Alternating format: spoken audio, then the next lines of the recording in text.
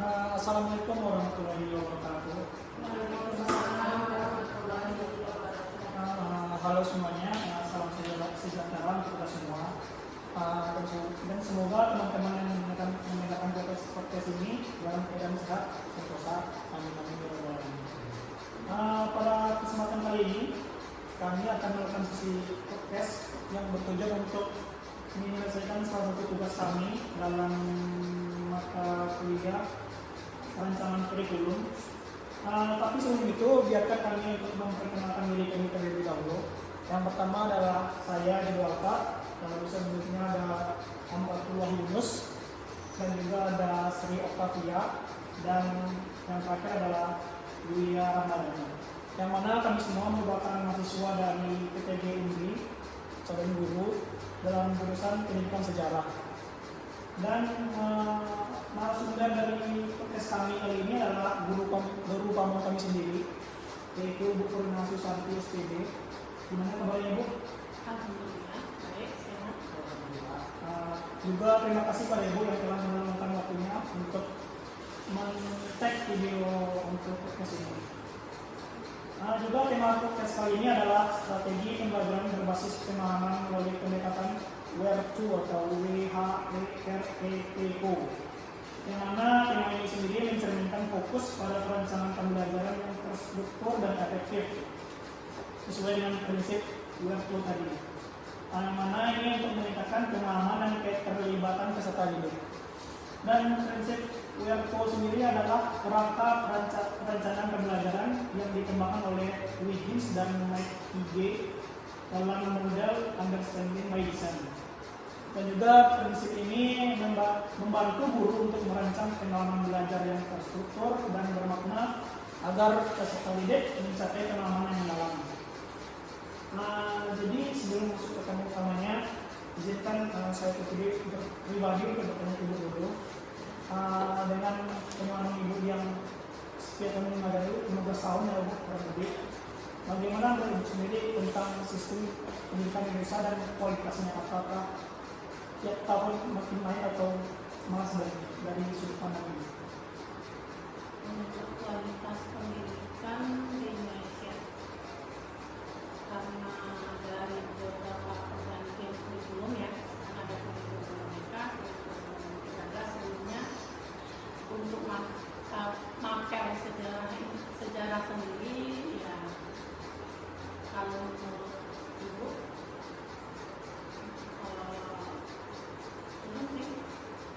turun karena ada beberapa materi yang seharusnya masuk dan menjadi materi yang penting bagi anak-anak kita untuk ketahui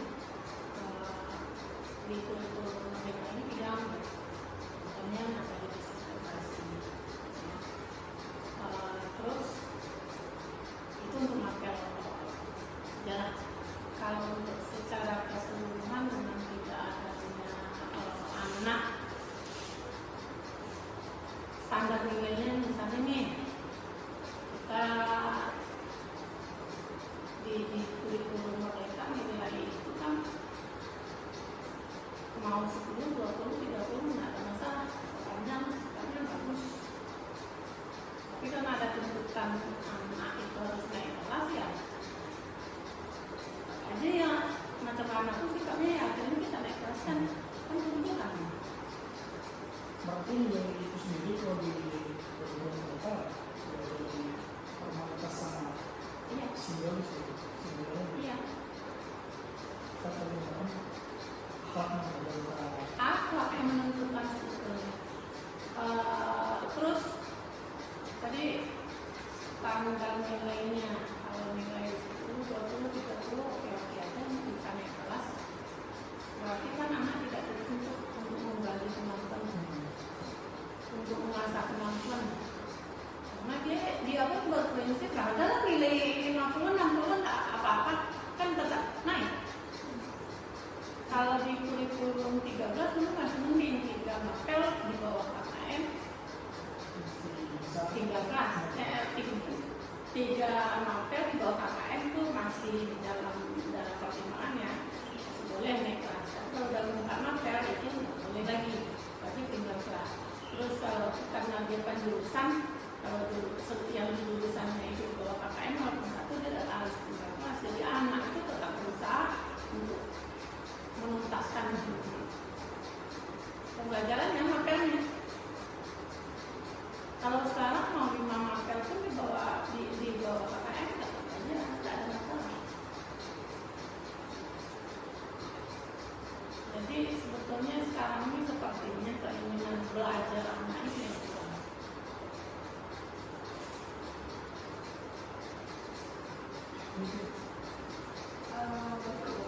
Sebenarnya ini lebih menjurus ke khususnya pada sejarah. Pertama itu kira-kira bagaimana posisi kemampuan peserta didik itu, pemahaman ibu, pemahaman ibu dilihat dari kedua pembelajaran. Posisi kemampuan peserta didik. Sebetulnya ini pertanyaannya kalau karena kemampuan peserta didik itu kita ketahui setelah pembelajaran. Nah, tujuan pembelajaran itu kan ditetapkan di awal pembelajaran. Sebelum masuk pembelajaran kita dulu kan sudah menetapkan tujuan pembelajarannya. Apa tujuan dalam pembelajaran ini? Kita sampaikan di awal pembelajaran. Nah, kemampuan itu kita dapatkan setelah pembelajaran kan? Tapi mungkin maksudnya nih setelah pembelajaran sebelumnya ya. Setelah pembelajaran sebelumnya, terus dengan tujuan pembelajaran berikutnya, bagaimana posisi peserta didik yang ibu karena mereka sudah belajar di sebelumnya ya, mungkin posisinya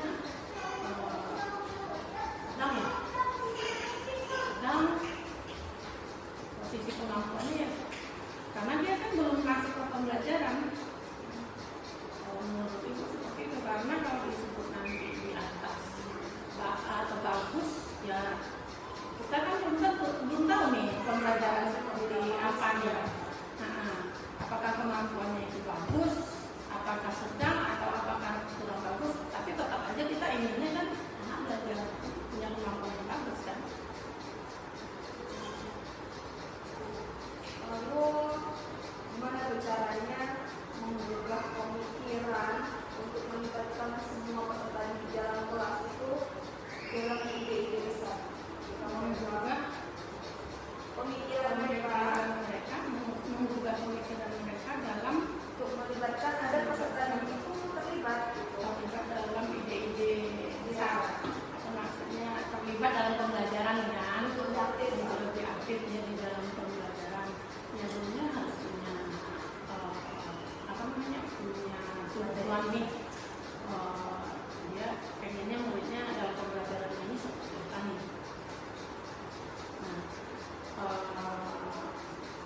Mungkin gurunya harus punya inovasi, punya udah punya rencana nih, siswanya harus seperti ini, harus di dalam tuntutannya siswanya harus mau bekerja sama semua di dalam pembelajaran, terus mau mengungkapkan apa yang ada di kepalanya itu. Gurunya harus mendorong siswanya. Kalau misalnya ada satu yang mau, ya harus kasih aplaus, kasih apresiasi, makanya bagus ya. Tapi jawabannya ada lagi nggak? Si guru harus berperan aktif. Terus kalau untuk kebalikannya, tadi kan kalau guru untuk supaya anak itu aktif, tapi strateginya lagi. Terus ini kalau dari segi hambatan, kira-kira memungkinkan anak itu jadi kurang berkompetisi. Kalau hambatan itu bisa dari berbagai macam aspek, bisa dari dalam dirinya sendiri, terus bisa dari luar, dari dalam dirinya sendiri. Misalnya dia tidak punya rasa percaya diri untuk tampil. Itu pengalaman ada siswa yang macam-macam kita dorong untuk dia tampil. Dia tampil juga, tapi suaranya tak keluar. Ada. Kalau dari dalam diri sendiri, terus dari luar, dari kawan-kawannya misalnya, ada kan kawannya ngasih pendapat terus diteriaki.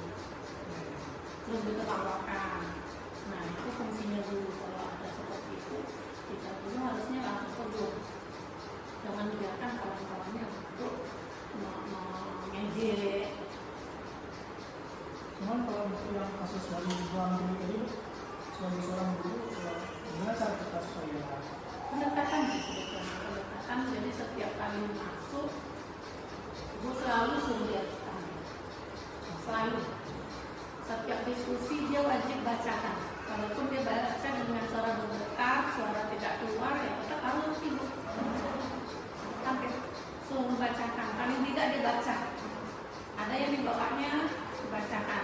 Kadang kan kita nih menuntut anak untuk menguasai ini. Jadi apa yang dibuat sudah dikerjakannya dibuatnya, kita nggak ngasih izin untuk anak bawa apa-apa ke depan untuk mempresentasikan. Khusus untuk anak seperti itu dibolehkan.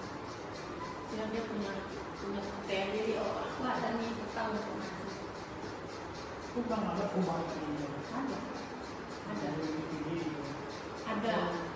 Ada perubahan, tapi ya itu memang harus harus selalu ada bimbingan, ada pendekatan dari guru. Tapi kan tidak semua guru menerapkan seperti itu, karena guru juga dituntut untuk memperhatikan semua murid, bukan hanya satu murid. Kadang kan kita perhatikan yang satu ini yang kawannya bilang, ibu perhatiannya sama itu aja, ibu sayangnya sama itu aja, ibu meditasi bu. Kan ada juga yang seperti itu. Nah, terus pandai-pandainya guru bisa juga jam istirahat kita panggil dia, ajak cerita. Oke. Ibu, tentu kan dalam pelajaran itu tujuan kita bagaimana anak itu bisa eksplor dari materi yang kita kasih, anak bisa mengeksplor seluas-luasnya tentang materi. Nah, cara kita membangkitkan anak itu supaya bisa lebih semangat bereksplor materi itu. Nah itu tadi. Pasti berkesinambungan. Iya, kita yang jelas kalau anak itu udah mampu, kita pasti kasih apa namanya tadi, misalnya dia udah maju ke depan nih, kita minta untuk menyimpulkan pembelajaran, dia mampu, kita pastilah kasih penghargaan. Nggak mungkin nggak ada. Kalau tidak, kita nggak kasih motivasi dia, kita bagus ya. Atau bisa juga kita dengan menjanjikan tambah nilai, boleh aja reward. Ini kalau ada yang bisa ibu tambah nilainya 10 poin, nah tertantang dia, bisa aja di tantangan kita. Ini kalau ini udah berkali-kali kita minta tapi nggak ada juga yang mau merespon. Kalau bisa di dalam rapor harusnya misalnya nilai kalian 86 nih, kalau bisa ibu jadikan 90. Pasti itu jadi motivasi anak.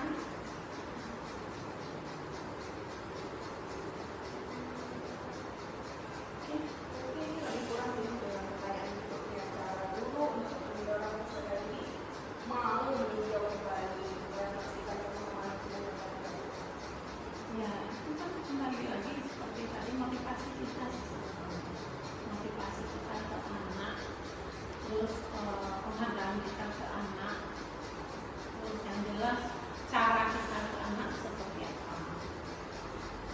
Kalau kita ke anak-anak mampu terus kita cuekin aja ya masih ya kayak mereka, jangankan mereka, kita aja kalau begitu kan pasti ya nggak peduli lagi. Waduh kan mampu tapi dicuekin.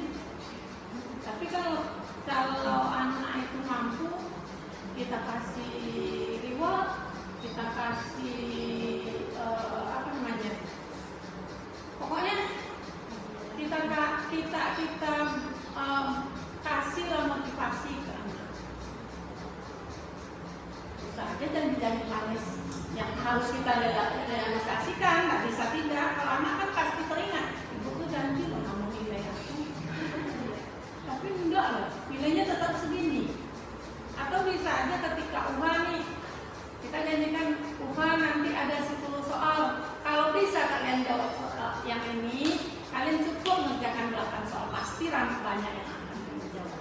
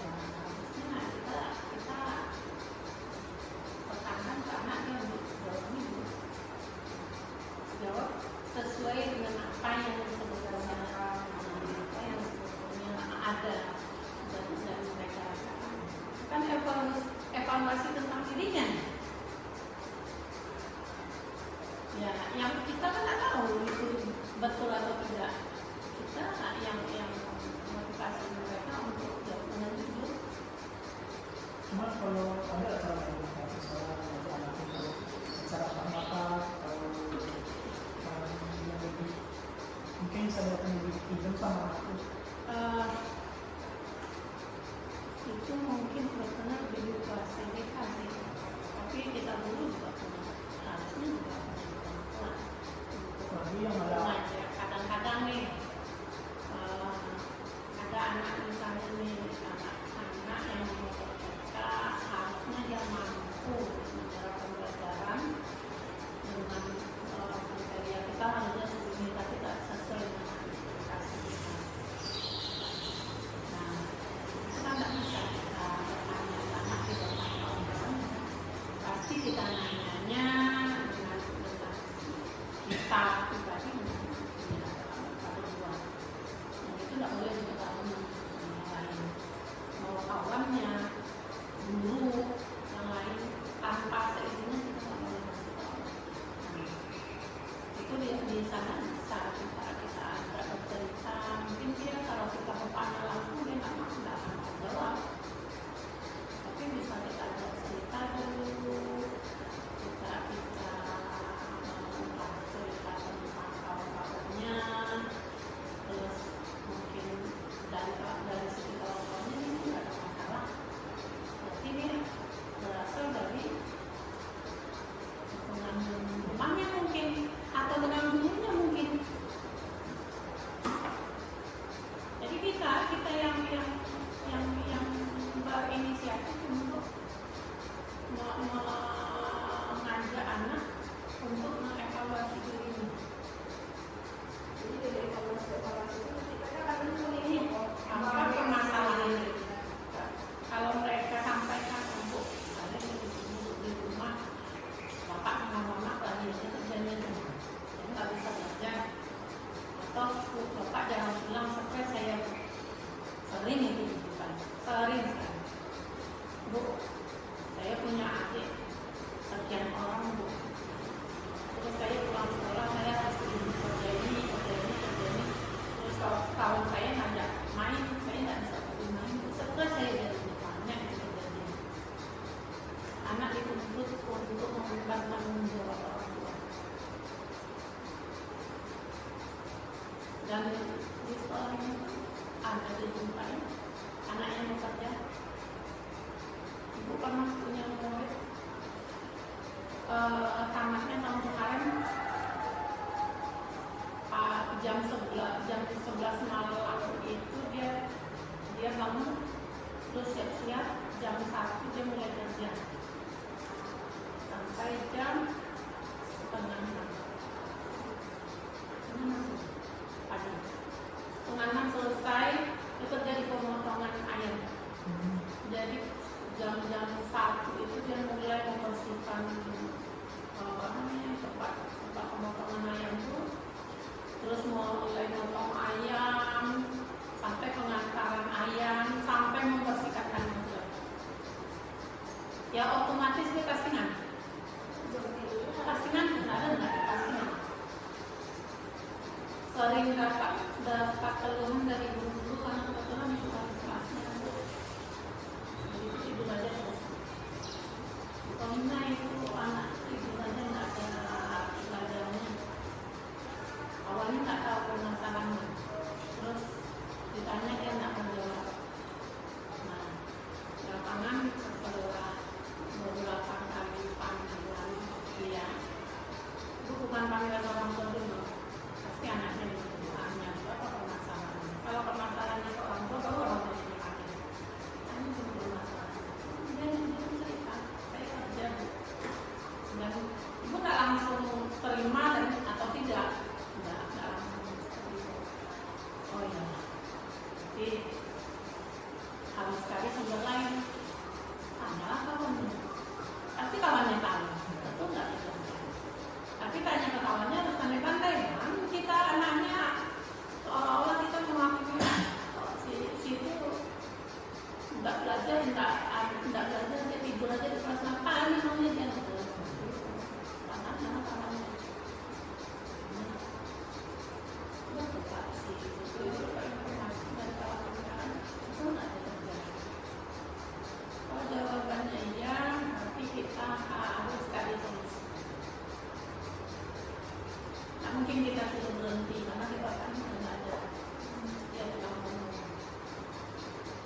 kita suruh dia berhenti kerja kan. Nah, akhirnya itu sampaikan ke dia, oke, kamu boleh tidur. Tapi kamu tidurnya tengok jamnya ya, tengok gurunya. Kalau guru sedang mengajar, mau menjelaskan jangan tidur. Atau kalau nggak bisa tahan, kamu sampaikan ke gurunya, Bu, saya ngantuk sekali, saya nggak tidur malam. Terus tugas dengan tenaga. Tugas wajib enggak? Walaupun kamu ketidur nih di kelas, tugas wajib. Nah, satu lagi ibu minta itu. Anak saya kendalanya seperti ini. Dia nggak tidur malam.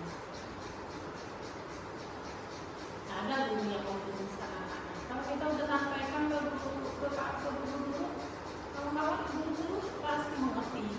Mungkinnya lulus, polisi malah salah.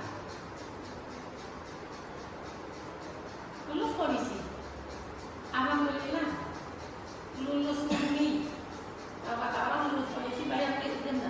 Karena itu tahu dia tak punya biaya untuk bayar denda, kan biaya untuk bayar. Kalau nggak kerja dia nggak dapat. Oke.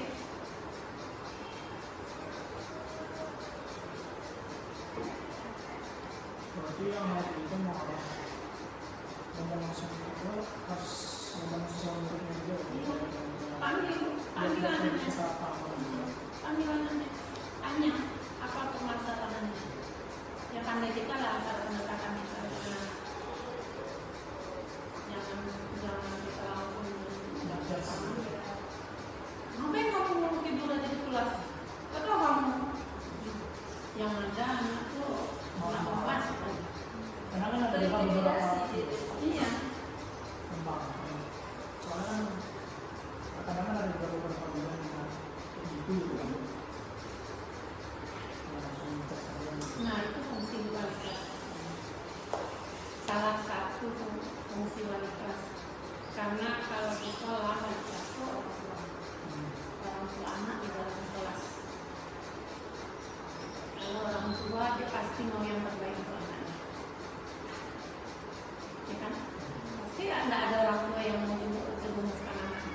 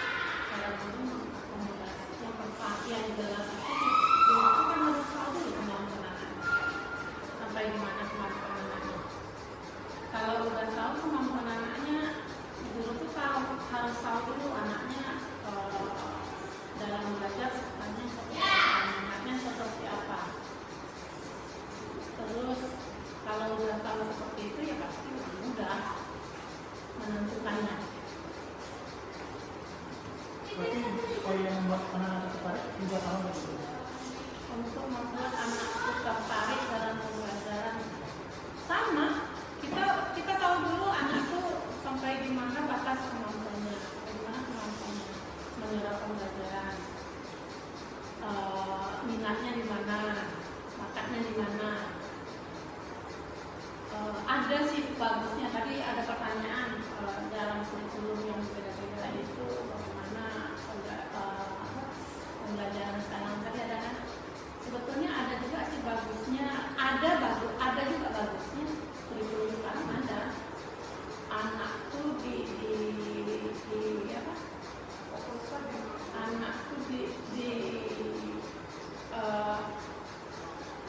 serahkan ke dirinya sendiri. Dia tuh sukanya apa?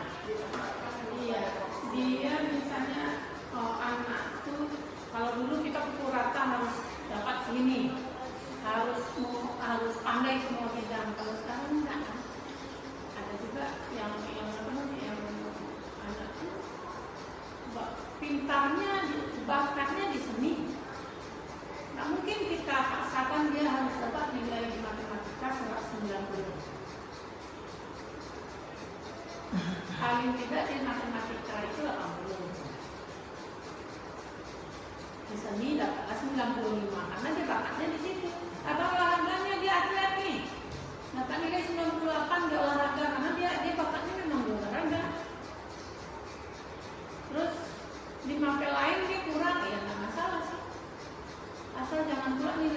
rendah betul pula 10-20 pula ini kenapa lain.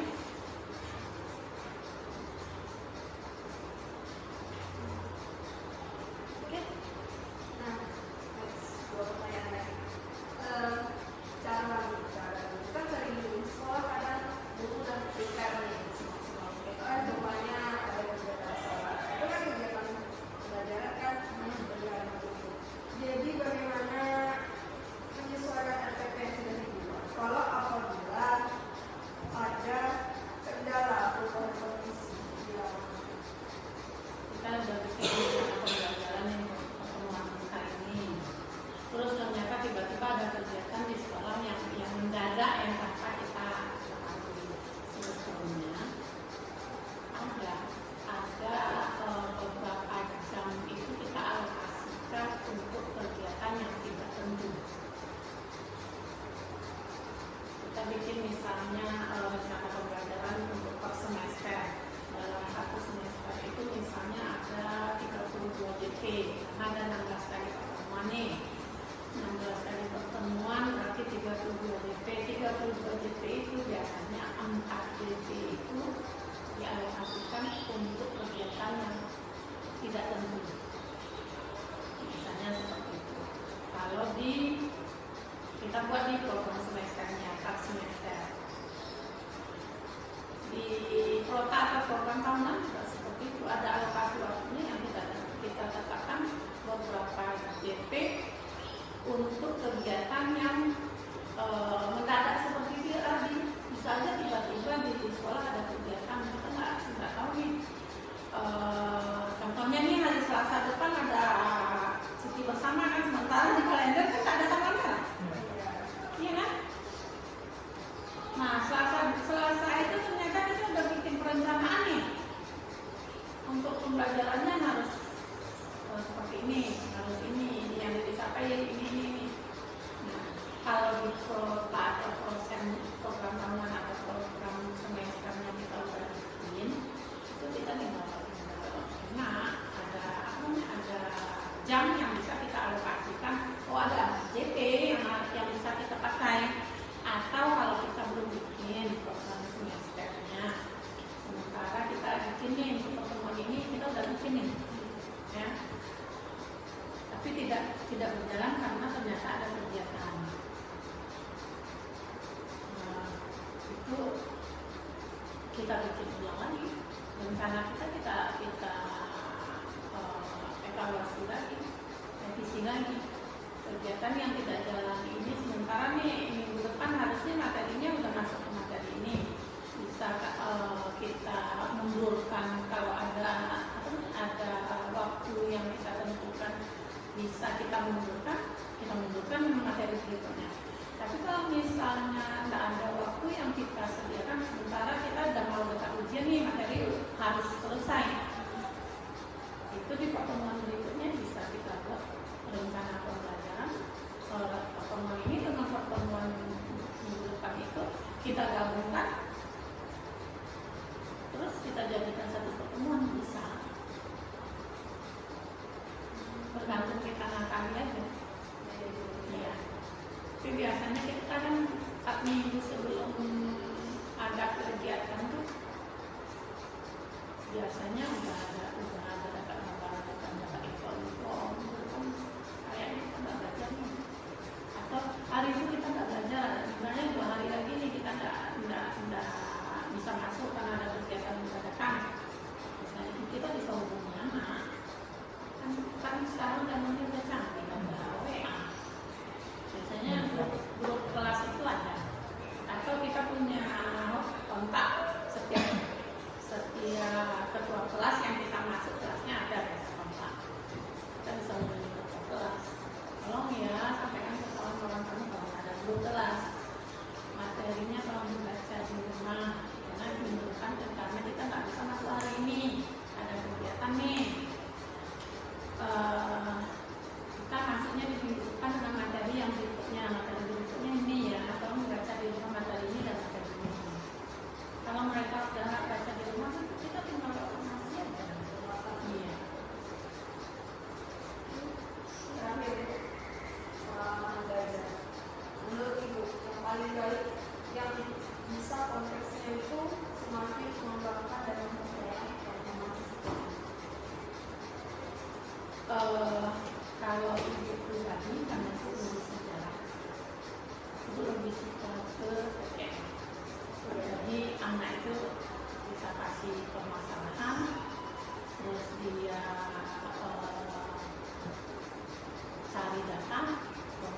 berarti kan bikin kelompok nih.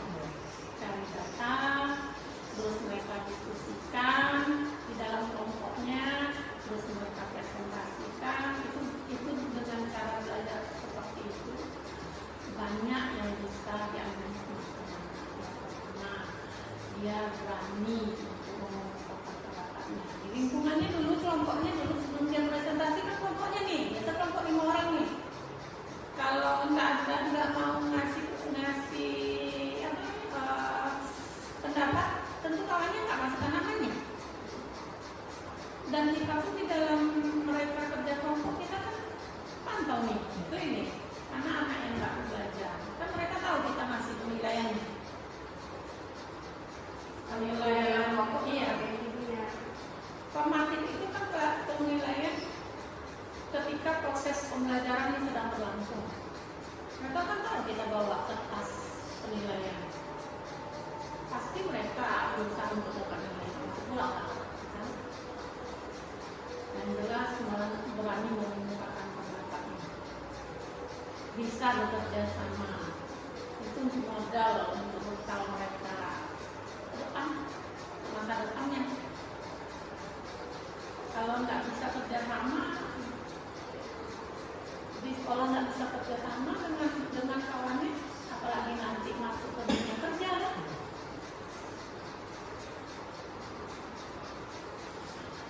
Jadi kalau menurut itu mendiskusikan. Kalau untuk proyek PJBL kan, tapi mereka menghasilkan produk, ya kan? Tidak semua anak mampu. Kadang kita suruh bikin, kalau sejarah misalnya bikin replika kapal nih, kan butuh duit, butuh dana. Iya, butuh bahan. Dan bahan itu tidak disediakan sekolah loh. Tentu anak yang akan menanggung. Meminimalisir pengeluaran orang tua. Makanya itu jarang PJBL. Jadi menurut itu pengalaman paling bagus sih. Itu sih.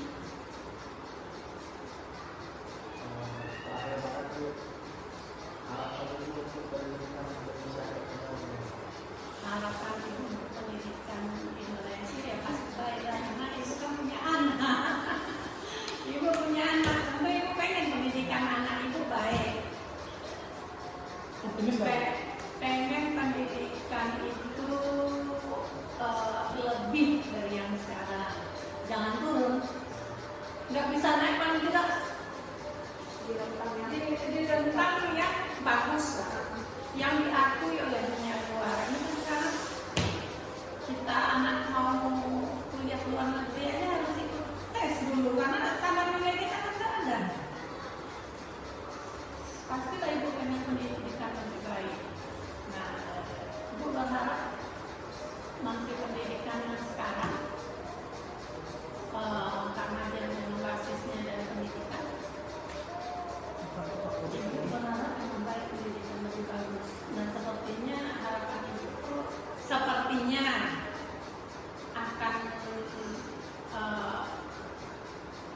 akan terpenuhi sih, karena dari informasi yang ibu dapat menuju yang lebih baik. Contohnya nih, bukan lagi kan PPDB. Kalau kemarin PPDB kan hanya zonasi, terus perpindahan orang tua, terus berdasarkan ekonomi, ya kan? Terus prestasi. Kalau ke depan katanya berdasarkan nilai. Berarti anak tuh harus capai nilainya untuk dapat masuk ke sekolah yang bagus. Terus informasinya akan kembali lagi ada jurusan-jurusan. Kalau sekarang kita kan nggak tahu jurusan anaknya. Ibu bingung, anak K13 contohnya nih, anak IPS bisa masuk teknik, sementara dia tidak belajar di SMA, tidak belajar fisika, ada selintas minat. Contohnya itu kan kemarin kali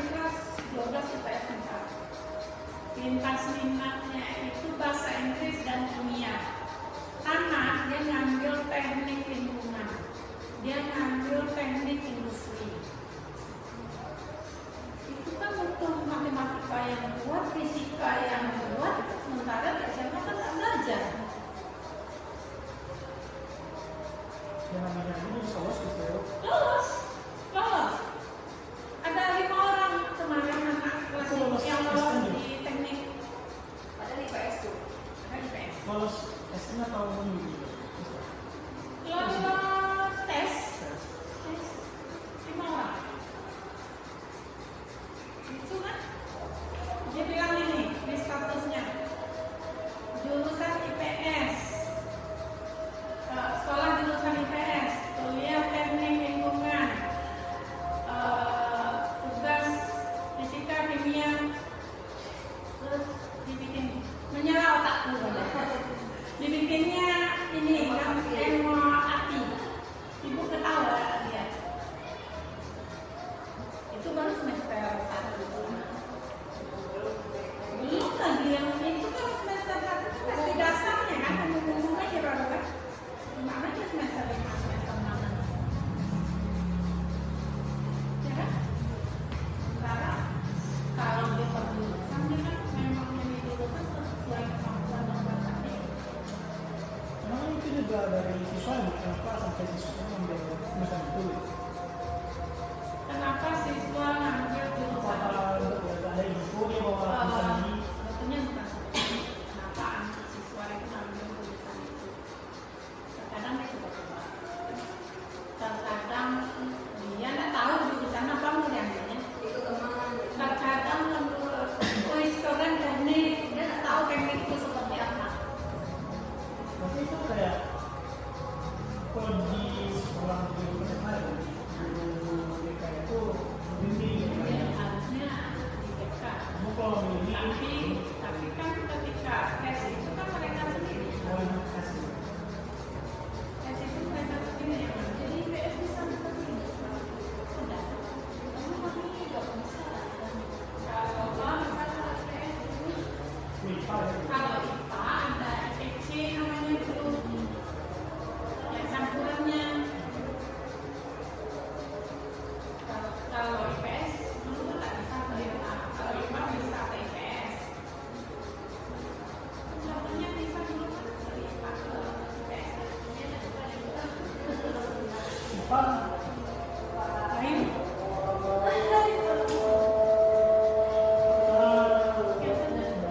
Habis kan? Oke, sekian.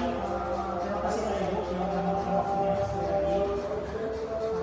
Juga terima kasih kepada teman-teman semua yang sudah mendengarkan podcast ini. Semoga ada manfaatnya bagi teman-teman. Mungkin cukup sekian dari kami. Kalau ada salah dan jangan lupa